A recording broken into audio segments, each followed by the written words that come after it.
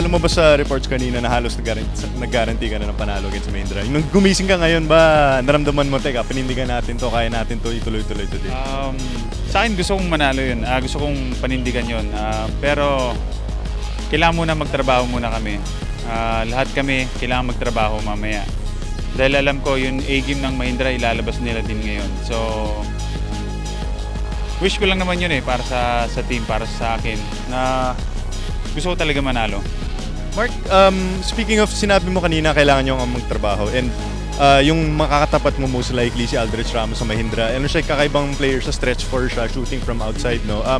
Pag ano mga matchups, nainganyo ka ba na parang ibang klaseng depensa kailangan dito kay Aldrich or parang halos parehas naman siya depensan sa ibang power forwards? Si Aldrich kasi ngayon, nag-improve na siya gumanda na yung laro niya at yung kumpiyansa niya.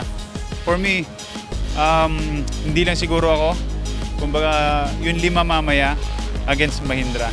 Ganun. Hindi yung Penguins against Ramos or against Import. Hindi. Kailangan yung team talaga 5 against Mahindra.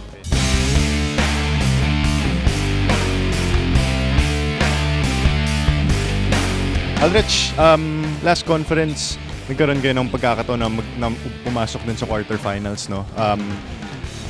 Ngayon against Star Hatchets, halos pares lang yung eksena. Ano magagawa nyo para maging iba yung outcome ngayon dito sa Commissioner's Cup? Siguro itatry namin i-avoid yung gaya nga ng sabi nyo last time, hindi kami umabot. Siguro yung mga lapses namin. Siguro try namin ngayon na ayusin yun. Although different na kalaban. Same same door die siya. So hopefully makuha na namin to. Diba? Kasi last year nangyari na sa akin. So para sa inyo, in terms of yung strategy, without going to specifics, ano sa tingin yung isang tinutukan nyo sa practice na kailangan nyo gawin para matalo yung Star Hotshots sa larong ito? Dami.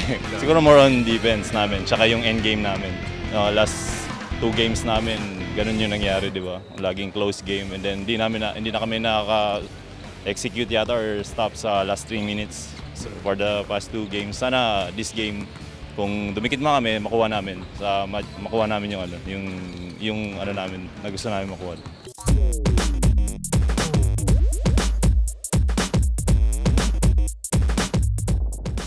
Para sa team ninyo, Mark, sa Star, nagkakaroon minsan ng pagkakataon na medyo nahihirapan kayong in terms of yung mga puntos ng mga nag-average kayo ng less than 100.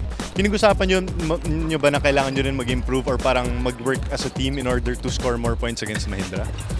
Hindi naman.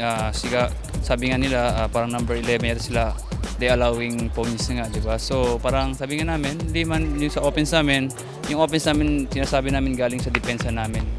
So parang ngayon, itong game na to important na para ma-extend namin itong conference na to. So sana itong game na to makuha namin, magkaisa kami going to the playoffs.